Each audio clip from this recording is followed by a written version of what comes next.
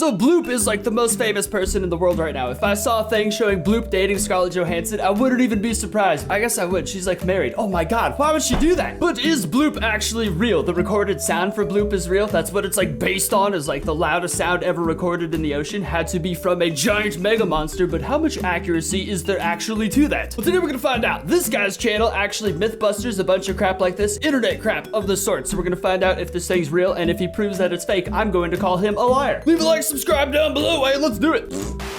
All right, time to get down to the science of the matter. Did you just hear something strange? I think I did.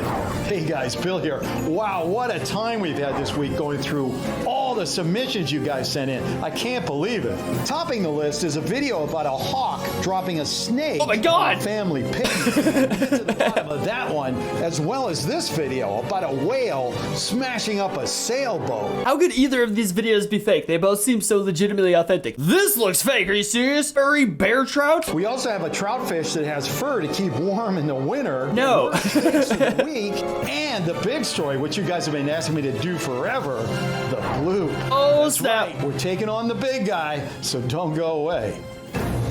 Someone so clearly glued their pubic hair onto that fish, and they're just out there existing. They could vote on the president. Oh my God. Terrifying world we live in. When it comes to strange sounds, there's no shortage of that showing up in my inbox. From Colorado to India, England, and everywhere else, people are hearing all sorts of strange things. Weird. Strange noises heard around the world the last few weeks. But when it comes to the biggest strange sound of them all, it comes from the ocean, and it's called the Bloop. Oh, snap. Various submissions related to the Bloop have been sent in by hundreds of people. The first of which was Raul Trevino, Mike Bonilla, and Ross Potter. Holy crap, the first discoverers of the Bloop actually exist? Now, the question is not so much whether the sound itself is real, but rather what made the sound. Could it be coming from some gigantic unknown creature at the bottom of the sea? Better be. Or is that idea just a big fat fiction? No. Why don't we turn up the volume just a little bit? As it turns out, the internet is filled with epic amounts of information about the Bloop. In 1997, scientists from NOAA, using special underwater microphones, picked up a sound from the South Pacific that was so loud it was able to be heard for more than 3,000 miles, or about 4,800 kilometers. Is that seriously how big the planet is in relation to 3,000 miles? There's no, I feel like the biggest jackass right now for not knowing the answer to that, but there's no way that's correct, right? As we listen to a speeded up version of it here, I think you'll understand how it got its nickname, the Bloop. When news of the Bloop went public, I honestly, I heard it before. The one I heard was much more of a big epic one. You see, that was like a fart. That was like Poseidon's fart. Dr. Christopher Fox, the former head of NOAA's Geophysical Data Unit, told New Scientist magazine that the most likely source of the sounds, and this is a quote, was some sort of animal. Ooh. But the only problem with that theory was the biggest known sound created by marine animals can only be heard from less than 1,000 miles, or about 1,600 kilometers. That is insane, dude. 1,000 miles. I once read that if a diver is right by a blue whale when it makes its loudest noise, it actually ruptures the, what do you call them? Eardrums. Like, you literally go deaf, just screaming in agony, holding onto the side of your head next to a whale while it's just like calling for a mate. So what do we have here? Maybe a megalodon? Not likely, because they're extinct. If they were alive, they couldn't make sounds like that because they're smaller than blue whales. This creature would have to be something much bigger, like 5 times the size of a blue whale. Wait. If we heard it for 3,000 miles, we hear a blue whale for 1,000 miles, maybe 3 times bigger. I don't know where you get 5 times bigger. I'm really good at math if we keep it under the number 10. Impossible, you say? I don't know. 95% of the ocean's still unexplored. Anything's possible, right? What is that? Probe? I gotta tell you, this one was a really tough riddle to solve, but thanks to some excellent detective work by the Chewy Piranha Group, we were able to come up with this, the official answer. Now, if you watch this series, you know there's no power on Earth that's gonna make me open this up and show you what's inside before you tell me what's going on up here, okay? Now, when I say go, what I want you to do is yell out as loud as you can, either real or fake. I vote real. Real! That's as loud as I can scream it. Okay, it's a microphone. In just a few minutes, I'm going to show you what's inside this envelope, and we're going to get to the bottom of that bloop sound. But before I do that, I just want to show you a couple other interesting things that came in this week. Ooh. The most popular submission that came in last week was this one. It was first sent in by Tadas Kamaniskas, Labo Empire, and somebody who goes by the name of Jibo. The video claims to show a hawk that drops a big snake on a family having a picnic. That's so funny. What an I think hawks are pretty aggressive birds, but I don't think they're that aggressive. As it turns out, this video was just part of an advertising campaign for an Australian football league club called... I thought that was the most authentic looking thing on the planet. I've seen hawks rip ducks' heads off, dude. They're insanely aggressive. How is that not? What the? Oh my god, am I real? You got it. Unbelievable. Bastards. Next, we have this video sent in by Man But No Man Films. This one claims to show then it's fake, right? whale jumping on top of a sailboat. Mr. Films, I don't know about you, but to me, that's definitely special effects. Yeah, anyone who submits a video with films in their name is all like, what are the odds that guy found it? Which means we can now go to our special effects wizards, Peter Butler and Stuart Carpenter, over at the Bubblegum Monsters channel, and ask our guys to show us how these people can pull off a fake like that. Well, looking at this footage, Bubblegum. it's fake. It's been done extremely well. It's actually really hard to create water and cloth in computer graphics, and this video has both. Top visual effects studios spend years and a lot of money perfecting the look of their water and cloth in CG, and actually even these days it still doesn't look quite right. So a lot of the time what they do is they turn to what's called practical effects. Now what practical effects are is they'll actually shoot footage of, say, water, cloth and fire, and then they composite it or superimpose it all together over the top of the shot to create the final look. My entire life I thought they're just filming movies in the water. Wouldn't that just save a bajillions of dollars? I'm a genius. Needless to say, you still need big budgets to create something that... Water's free, basically. Yeah, and I think trying to pull this off on a YouTube budget might actually look more like this. Hey, now, us YouTubers could do a little better. Luckily, the maker of this video didn't have to do any of that because it's actually real. Oh no, dude, one time I was bored, gave myself a lightsaber perfectly, like a minute. After Effects makes everything so easy. Back to you, Bill.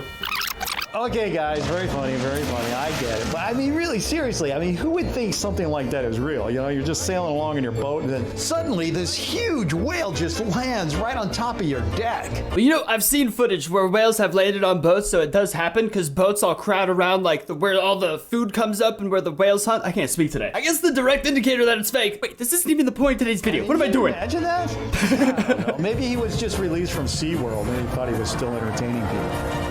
Maybe it was Shamu. Next, we have this amazing oh my god, fur-bearing trout. 6.5-year-old Rachel from Michigan sent this in. Rachel, you crackhead, that's not possible. After she spotted it on a wall at a restaurant on the shores of Lake Superior.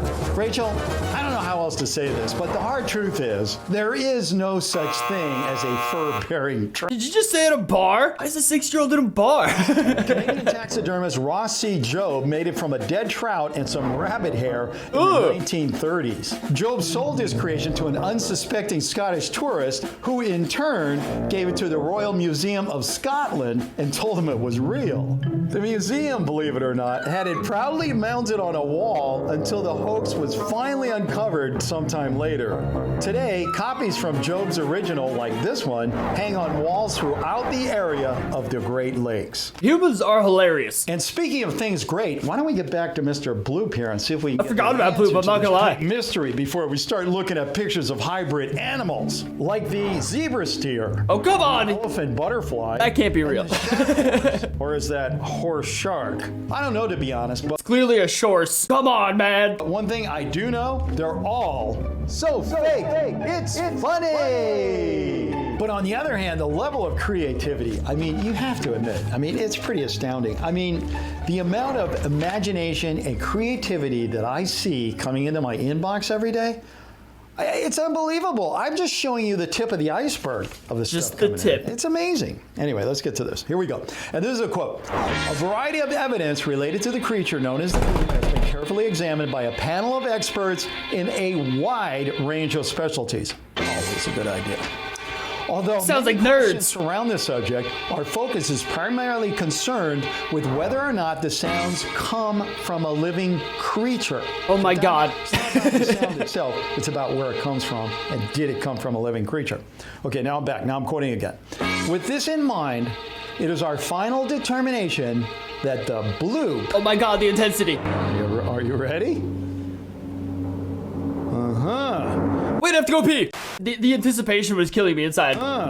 Did not originate from a living organism. Oh. Any claims to the contrary are fake. Okay, how much did the government pay you to say that, though, you bunch of science nerds? Not him, I mean the Council of Scientist nerds. Wow, that's a shocker. No, Hey, it's, wait, don't I'm not go away believing it. just yet, because actually, now comes the important part. Now I'm going to tell you what I learned from another scientist that helped our judges make their determination. I don't know, In man. the mid-90s, we were doing volcano studies around active volcanoes around the world. Is that Better Call Saul? One place in particular we put these hydrophones is a area of the ocean called the East Pacific Rise. In addition to the volcano sounds, Dr. Dziak and his colleagues started picking up a mystery sound from the distant southern ocean, and that's the sound that became known as the Bloop. This all sounds like a big old Godzilla repeat. They awoken some ancient megaspecies and they're like, oh yeah, it's just nuclear testing. Just don't go over there and look really deep in the ocean, right? You know, back then we didn't have a clear understanding of ice noise, ice-generated sounds, because we had not really done much research down around Antarctica. Ice-generated That's the sounds. important That's the part, most made up because you thing see, I've ever They heard. had nothing to compare the sound against for almost a decade before they finally went to the Southern Ocean and started recording the sounds of ice breaking up. Don't even use this music where it sounds like life is clarity now and we understand the truth. I call malarkey on all of this. So initially we were recording those sounds of the Bloop thinking, you know, we didn't know what it was. We listed it as a mystery sound. Other people my colleagues had, some of my colleagues had said that it might be of animal origin. But I think once we recorded the ice sound and saw what those look like and see that the Bloop has that same characters, and we decided that that's really what was likely the source. That's what you're basing this off of? These two photos of wieners? Absolutely. You telling me ice breaking can heard from 3,000 miles away? That's what you're saying to me right now? As an adult human? It's ice-generated noise. I think there's very little doubt in my mind that the Bloop was made by the breakup of sea ice around Antarctica and was not made by a living animal. You can't, I just don't believe you can hear ice from 3,000 miles away breaking. Like, what?